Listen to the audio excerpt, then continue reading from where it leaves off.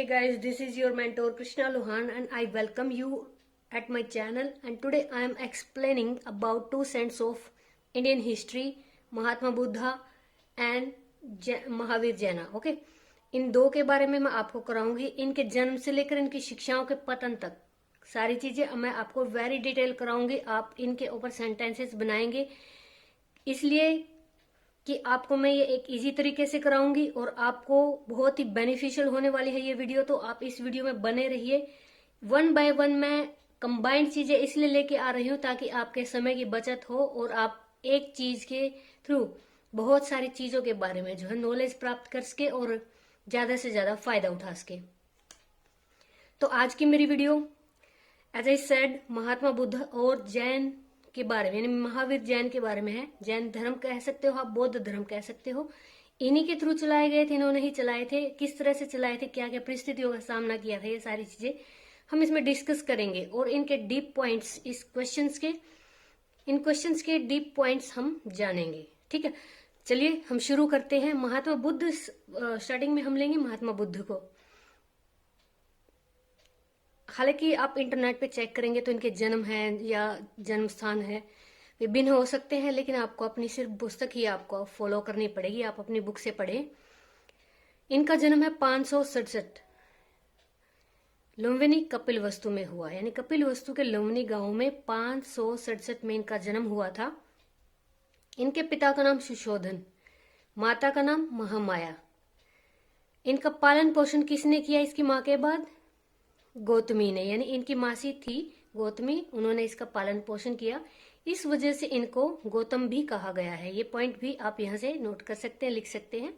ठीक है, इनके बचपन का नाम वैसे तो सिद्धार्थ था. इनकी 16 ईयर की एज में इनकी शादी हो गई थी. यशोधरा इनकी पत्नी का नाम था. उनसे 1 साल के बाद इनको पुत्र राहुल प्राप्त हुए, लेकिन ये अपने जीवन से फिर भी संतुष्ट नहीं थे. इनके मन में कुछ न कुछ संभावनाएं थी कि ये कुछ नया, मतलब कुछ ऐसा करें जो पूरे समाज के फायदे के लिए काम करे. क्यों? क्योंकि इन्होंने कुछ 3 चीजें ऐसी देख ली थी जिसकी वजह से इन्होंने रिसर्च करने की सोची, ज्ञान प्राप्त करने की सोची, उनको सुधारने की सोची. 3 दृश्य कौन से देखे थे इन्होंने? मृत व्यक्ति देख लिया था, यानी कि मृत व्यक्ति की शैया है जो वो लेके जा रहे थे. इन्होंने देखा तो उसके रिगार्डिंग इन्होंने क्वेश्चन पूछे. लोग इसका जवाब नहीं दे पाए. उन्होंने सिर्फ एक ही आंसर दिया कि जो आया है उसको जाना भी पड़ेगा. ठीक, पहली इनकी ये थी रिसर्च का टॉपिक मृत व्यक्ति. फिर इन्होंने देखा बीमार व्यक्ति, यानी कि हट्टा कट्टा आदमी है और वो बीमार है जवान अवस्था में. उन्होंने फिर इससे रिलेटेड भी क्वेश्चन पूछे थे जिसका जवाब वो व्यक्ति वहां नहीं दे पाए. फिर इन्होंने थर्ड रूप में देखा बूढ़ा व्यक्ति कि ये एकदम से जवान है, बच्चे हैं जैसे, इस तरह से फिर वो बूढ़े कैसे हो जाते हैं. सारी चीजें उन्होंने, इनके मन में क्वेश्चन उठे थे. इन्होंने फिर क्या किया, ये 3 चीजें देखी. इन्होंने सोचा कि भी मैं इनके ऊपर रिसर्च करूंगा. रिसर्च करने के लिए क्या करना पड़ता है, समाज से कटना पड़ता है, एक साइड होना पड़ता है. तो इन्होंने संन्यास ले लिया. संन्यास के बाद ये आप सेंटेंसेस इसमें ऐड कर सकते हो कि ये कई सारी जगह गए हैं, कई सारे, मतलब जो इनके गुरु भी रहे हैं, लेकिन इनको फिर भी संतुष्टि नहीं मिली. तो इन्होंने क्या किया कि एक सेल्फ सेंटर्ड जगह पे जाकर अपने आत्मज्ञान को इन्होंने प्राप्त किया है. और वो जगह कहाँ से शुरू होगी? ज्ञान प्राप्ति की एज. इनको 29 ईयर मतलब ओल्ड हो गए थे.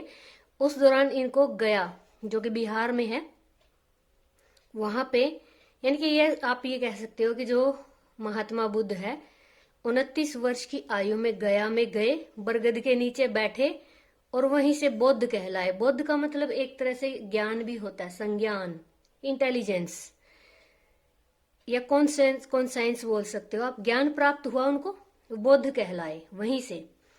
फिर इन्होंने क्या किया, ज्ञान मिल गया तो बांटना भी पड़ेगा, धर्म प्रचार के लिए निकल पड़े. सबसे पहला उपदेश इन्होंने दिया सारनाथ में. यही जरूरी है लिखना, बाकी के आप नहीं लिखेंगे. सारनाथ में इन्होंने पहले 5 ब्राह्मणों को उपदेश दिया ज्ञान प्राप्त करने के बाद. अब बात आती है निर्वाण, यानी कि मुक्ति, जो है शरीर त्यागना. 80 वर्ष की आयु में कुशीनगर में 483 ईस्वी में इनकी मृत्यु हो गई. ठीक है, इनके अवशेषों को 8 भागों में बांटा गया. इनके जो फॉसिल फ्यूल्स से इनकी बॉडी के पार्ट्स थे जो जलने के बाद 8 हिस्सों में बांटे गए, अलग अलग जगह पे रखे गए, वहां पे स्तूप शिलालेख बनवाए गए, इनकी याद में वहीं प्रचार भी करना शुरू हो गया। जैसे कि हमारे में होता है, मान लो कहीं एक प्रसिद्ध जगह है, तिरुपति बालाजी है, या बालाजी हमारे यही है राजस्थान में, इनसे मतलब इनकी यहाँ से स्थल से कोई अगर एक ईंट उठा लेता है या आसपास मंदिर बना लेता है तो वो पूजनीय स्थान हो जाते हैं। ऐसे ही इनके भी अवशेषों को 8 भागों में बांटा गया था। अब बात आती है इनकी शिक्षाएं। इन्होंने क्या क्या शिक्षाएं दी थी? पाली, त्रिपिटक से इमली, यानी कि इनकी जो शिक्षाएं हैं किस पुस्तक से प्राप्त हुई थी? पाली त्रिपिटक से। इनके 4 सत्य, इस पुस्तक में 4 सत्य बताए गए हैं। कौन कौन से? यानी कि दुख होता है इंसान को, फिर वो दुख समुदाय में फैलता है, दुख का निरोध होता है, और फिर उस निरोध होने के बाद, पहचान होने के बाद दुख दुख निवारक मार्ग है जो निकाला जाता है। अब मार्ग से बात आती है अष्टमार्ग पे। आप याद रखिए, 4 और 4 8। अष्टमार्ग, इनके द्वारा बताए गए अष्टमार्ग कौन से थे? अधिक दुख सम्यक वाणी, सम्यक होता है पवित्र, सत्य, सत्य वाणी रखना, सच्ची दृष्टि रखना, सच्चे संकल्प, सच्ची यादगार बोल सकते हो, स्मृति बोल सकते हो, सच्चा व्यायाम, सम्यक कर्म, और सम्यक सदाचार के साथ साथ सम्यक समाधि ले लेना। ये इनके 8 मार्ग थे। यानी कि इसमें वाणी, दृष्टि, स्मृति, कर्म, व्यायाम, समाधि शारीरिक रूप से है, सदाचार हमारा आंतरिक रूप से है। ठीक है। अब है अष्टमार्ग के बाद 8वां मार्ग जो है ले लेने के बाद इनको, अगर ये मान लीजिए आप इसे एक ट्रिक के माध्यम से इसको याद कीजिए, 4 सत्य बताने के बाद दुखों वाले अष्टमार्ग अपनाया। अब लोगों को यहाँ भी तसल्ली नहीं हुई है। अब तरीका देखिए कि इसके बाद भी लोगों को संतुष्टि नहीं है, उनसे ये हुए ही नहीं, तो महात्मा बुद्ध ने मध्यम मार्ग निकाला। यानी जब किसी चीज की अति हो जाती है, यानी अधिक दुख या अधिक सुख हो जाता है, तो वही हमारे दुख का कारण बनता है। ठीक है। मध्यम मार्ग ये था कि मध्यम मार्ग अपनाने के साथ जो व्यक्ति मुक्ति को प्राप्त हो जाता है या उसको ज्ञान प्राप्त होता है। अब ज्ञान प्राप्त होने के बाद वो क्या करेगा? ईश्वर और आत्मा को मानेगा? ये नहीं मानते थे। ये निराकार भगवान को मानते थे, निर्वाण को मानते हैं, यानी संसार से जो चीजें हैं उनका मोह छोड़कर निर्वाण को प्राप्त करना। अहिंसा अपनाना, ये जैन धर्म के और जो महात्मा बुद्ध है इसके दोनों की ही सेम ही चीजें हैं। आप इनको सिर्फ समझ लीजिए, दोनों को मिला जुला रूप एक ही है। कुछ चीजें अलग हैं, जैसे कि निर्वाण है और इसमें समानता है, उसमें भी था समानता। सेम सारी चीजें बिल्कुल वैसी ही हैं जैसे जैन धर्म में अहिंसा, कर्म सिद्धांत को मानना, यानी जो है करके खाना, यज्ञ बलि है जो इसका विरोध करना, तर्क में विश्वास रखना, यानी कि तर्क में विश्वास का मतलब ये है कि रूढ़िवादी बातों को ना मानना, तर्क यानी कि तार्किक लॉजिक को समझना, समानता, हर एक वर्ग हर एक जाति में समानता रखना। तपस्या का इन्होंने विरोध किया था कि तपस्या नहीं करनी चाहिए। मूर्ति पूजा का इन्होंने खंडन किया था। यानी कि ये मैंने यहाँ पे इनके कम से कम यहाँ से लेकर पूरे 12 पॉइंट लिखे। आप इनको याद ना करें, सिर्फ समझें, क्योंकि जो चीज आपने समझ ली वो समझो कि आपको याद हो गई। रट्टे मारने की जरूरत नहीं है। अब इसके बाद मैं आपको कराऊंगी कि महात्मा बुद्ध के धर्म को कितने पार्ट में बांटा गया और उसका पतन क्यों हुआ। ठीक है, keep continue. Let's know about the decline of this religion. Okay, इसके पतन के कारण जानते हैं। इसके ये है, बौद्ध धर्म के पतन के कारण धर्म में जटिलता थी। First point you can see है, धीरे धीरे समय के साथ साथ बौद्ध धर्म में भी जटिलताएं जो है आने लगी। पहले बौद्ध धर्म में सरलता थी, धर्म के रूप में ये अच्छे धर्म के रूप में सामने आया था, परंतु बाद में इस धर्म में भी जटिलता देखी गई है, जिस वजह से इसका पतन हुआ था। सेकंड क्या है इसमें कि जटिल भाषा भी थी। बौद्ध धर्म ने आरंभ में बोलचाल की भाषा का प्रयोग किया, अधिक से अधिक लोग धर्म के साथ जुड़ गए, लेकिन बाद में संस्कृत भाषा के प्रयोग होते ही लोग क्या हो गए, धर्म बदलने लगे। नेक्स्ट है अब हिंदू धर्म में भी सुधार हो गया था, इस वजह से जो लोगों का इंटरेस्ट इसके तरफ कम हो गया था।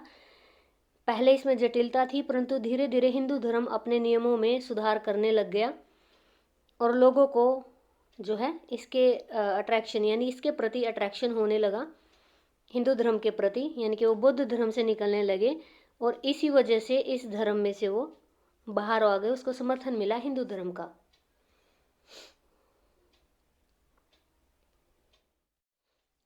नेक्स्ट इसमें क्या है, राज्य का सहयोग न मिलना, यानी कि अशोक था उसने इसका प्रसार किया था, हर्ष ने भी किया था, लेकिन बाद में जो क्या था, इनके बाद लोगों पर शासक ने सिर्फ अत्याचार ही किए, उन्होंने इस धर्म के प्रति लोगों का कोई भी सहयोग नहीं किया, इस वजह से वो बौद्ध धर्म से वो उन्मुख हो गए थे। महात्मा बुद्ध के योग्य अधिकारी का न होने, यानी उन्होंने अपने धर्म का कोई उत्तराधिकारी नहीं छोड़ा था, इस वजह से भी जो है बौद्ध धर्म का पतन। इसमें देखिए, अब बौद्ध धर्म को आरंभ में सरल धर्म होने के कारण बहुत सा मतलब ये वहाँ के क्षेत्र में लोकप्रिय हुआ। महायान हीनयान बौद्ध धर्म की ही 2 शाखाएं थी। कनिष्क के काल में इसकी दूसरी शाखा महायान का जन्म हुआ। गौतम बुद्ध के अहिंसा और कठिन अनुशासन के कारण लोगों ने इस शाखा को छोड़कर महायान को अपना लिया।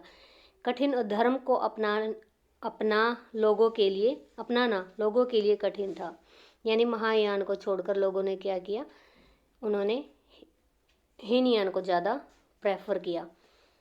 इसमें है नेक्स्ट देखिए, महायान और हीनयान में अंतर देखते हैं। मैं आपको ये भी करा देती हूँ, आप चाहें इसमें लिख सकते हैं। यह ईश्वर में विश्वास करने वाले थे, बौद्ध को भगवान मानने वाले थे। हीनयान क्या करते थे, बौद्ध को ईश्वर नहीं मानते थे, ना ही ईश्वर को मानते थे। संस्कृत भाषा का प्रयोग महायान में होता था, इसमें पाली भाषा का प्रयोग होता था। इसमें और देखिए, स्वर्ग की प्राप्ति करना चाहते थे महायान भिक्षु और निर्वाण की प्राप्ति चाहते थे हीनयान भिक्षु। मूर्ति पूजा में विश्वास करते थे महायान वाले, और जो ये हीनयान वाले थे वो कौन थे, वो क्या करते थे, महत्व नहीं देते थे मूर्ति पूजा को। यानी कि इनमें अब भेदभाव आने लगा, आपस में संघर्ष पैदा हुआ, तो बौद्ध धर्म का पतन होने लगा।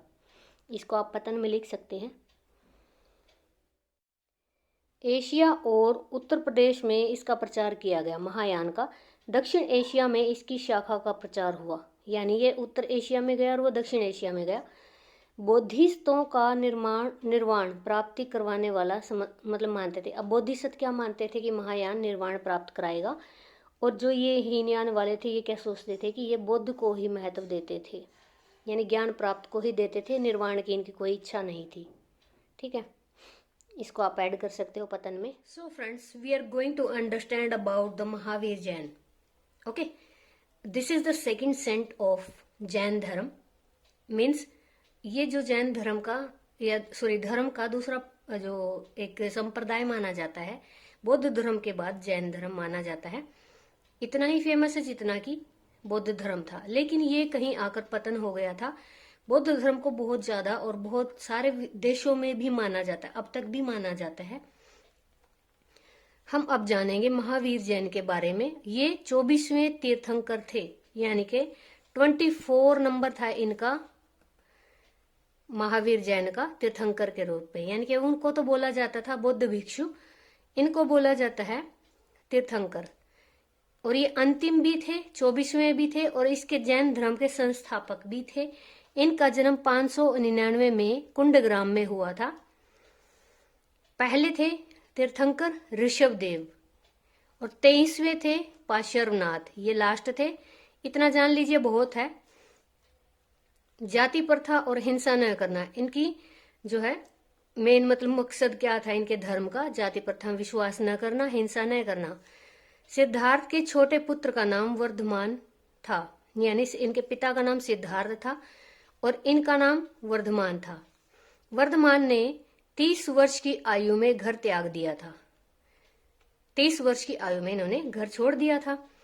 कल्पसूत्र नामक ग्रंथ से पता लगता है कि ज्ञान की प्राप्ति के लिए कठोर इन्होंने तपस्या की थी, जैसे कि गौतम बुद्ध ने करी थी। अपनी समस्त इंद्रियों को जीतने के कारण ये जिन्न कहलाए। ठीक है, जिन्नी वाला जिन नहीं होता है, ये जिन इनको इनके जो जैन धर्म में इनके जो गुरु होते हैं उनको बोला जाता है।